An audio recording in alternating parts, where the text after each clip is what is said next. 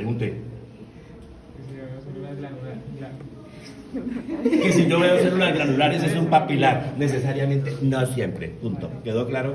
Ok, listo. Pero ya hizo la disquisición y llegó a los otros diagnósticos. Ok, listo, no hay problema. Es importante que yo haga la diferenciación entre carcinoma papilar y carcinoma de células claras, ¿sí o no? No solamente el origen, ¿qué más? El pronóstico va a ser distinto. Ok, y eso es fundamental, exactamente. Bien, 10 a 15% presentan o pueden presentar síndromes paraneoplásicos. Ok, muy bien. Tumor de Wilms. El que yo, curiosamente, el que yo más he visto asociado y han debutado con reacción pseudoleucemoide y uno pierde el año, porque no se le ocurre de entrada pensar que ese se asocia con un carcinoma de células renales. Okay. Los otros sí son parecidos en producción de... Bueno, ese me preguntó el primero, ese es el primero. Ok, ahora vamos a mirar tumor de Wilms. Muy bien, Nicolás, ¿qué sabemos del tumor de Wilms? Es más frecuente en niños. ¿En niños o en niñas? Muy bien, no pasa nada. Ok, listo. En segundo lugar, en cuanto a las edades, Manuel, ¿qué sabe de las edades y tumor de Wilms? Niños, pues en edades jóvenes. Los niños pues son niños, no son jóvenes. Supongo que los extremos de la vida. Ya no. Juli, ayúdeme. Sería como grupitos, pero... Sí, sí, pero ayúdeme con los grupitos, que eso es lo que quiero que repasen. Menos de 5,90. Los 10 es 98, 99. Bueno, casi el 100%. Ah, pueden haber en adultos. ¿Y menos de cuántos es el 50? 3.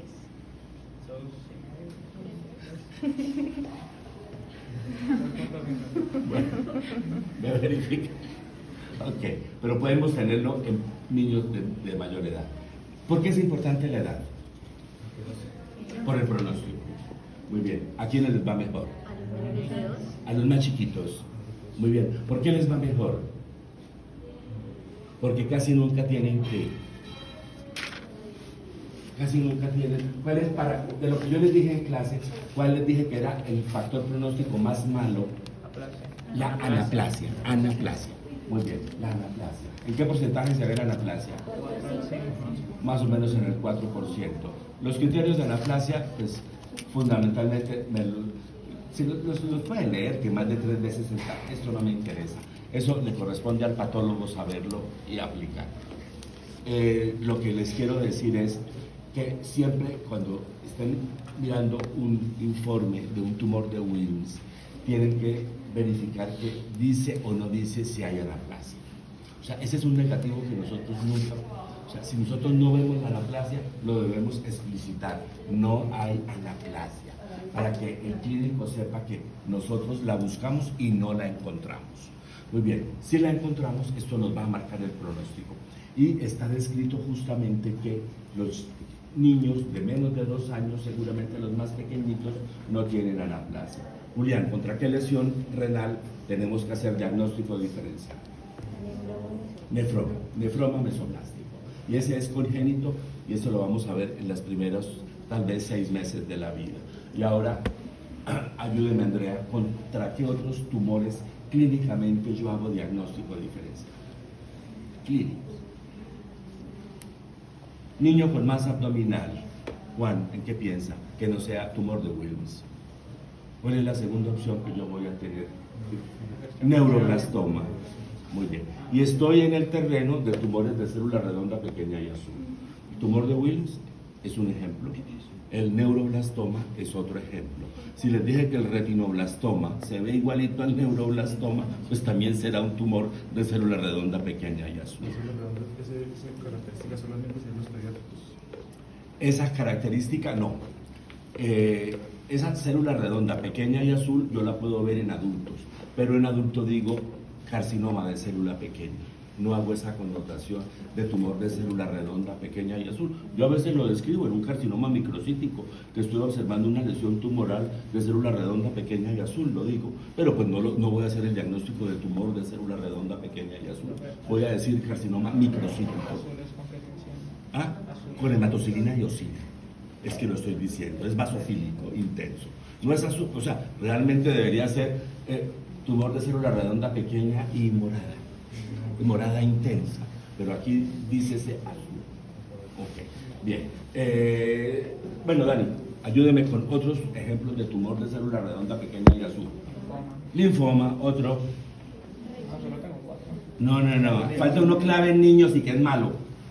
En el concurso lo dijeron. El sarcoma de él, sí. ¿De qué? De Ewing. Ewing. Los que se las dan dicen Ewing. Ewing. Yo siempre he dicho sarcoma de Ewing. Bueno, yo digo Ewing. Sarcoma de Ewing. Y hace parte del espectro del pene. Ya después miraremos qué es eso. Me queda el tumor dermoplásico de la que hay en el abdomen en los niños, un tumor bastante agresivo. Si quieren profundizar más, tumor de Askin, pero eso ya no pasa nada. Okay. Me falta uno bien importante de tumor de célula redonda pequeña y azul en niños. Es un sarcoma que empieza por R. El rabdomiosarcoma embrionario es también tumor de célula redonda pequeña y azul. El tumor de Wilms. El tumor de Wilms, la sobrevida a 5 años en promedio es ¿cuánto? 85-90. Metástasis, bueno, en cuanto a la extensión directa, tampoco es lo frecuente que el tumor de Wilms se vaya a la pelvis, se vaya a las estructuras pielocaliciales. Podría irse por la vena renal, pero no en la proporción que lo hace el carcinoma de células renales. Metástasis a distancia a los sitios clásicos, pero les dije algo importante con relación a las metástasis a distancia. Y aquí es un negativo, no hueso. Cuando ustedes estén estudiando tumores en edad pediátrica y el pacientito tiene metástasis a hueso, lo más probable es que no sea un tumor de Wilms. Histológicamente les van a enseñar cómo se ve un tumor de Wilms. Recuerden que existen 3 tipos de elementos, que hay blastematosos pequeñitos, indiferenciados, redonditos, y por eso es tumor de célula redonda pequeña y azul. Habrá elementos epiteliales y habrá elementos mesenquimales. No quiero profundizar en esto porque esto es la práctica micro, se los van a mostrar y les van a contar cuál es la inmunohistoquímica también propia del tumor de Wilms. ¿Y también es importante conocer si lo dio seno renal o no? Por norma también lo hacemos porque esa es una vía de diseminación. Lo hace más el carcinoma. ¿Señor? La vía más común de diseminación. Seguramente. O sea, por norma... ¿Es el vía común de diseminación por seno renal o por dónde surge? No, ellos tienen la vía de diseminación de estos dos tumores es a través de estructuras sanguíneas común y corriente, a través de estructuras vasculares y obviamente a través del seno renal. Muy bien. Bueno, y la extensión directa, desde luego que sí. Señor. Estos 3 son tumores de Wilms.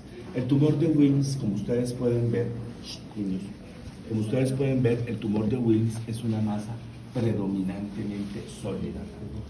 Pero igualmente, como en este caso, pueden tener necrosis y pueden tener también tendencia a la degeneración quística. Pero estas masas que tienen acá, considérenlas muy características de tumor de Wilms. Es una lesión entonces predominantemente sólida, es una lesión que puede ser multinodular o difusa, es una lesión que además puede tener varios focos, en cuyo caso hablamos de multicentricidad. ¿Qué porcentaje les di de multicentricidad? 7%. Más o menos el 7% aproximadamente. ¿Qué porcentaje les dije de bilateralidad?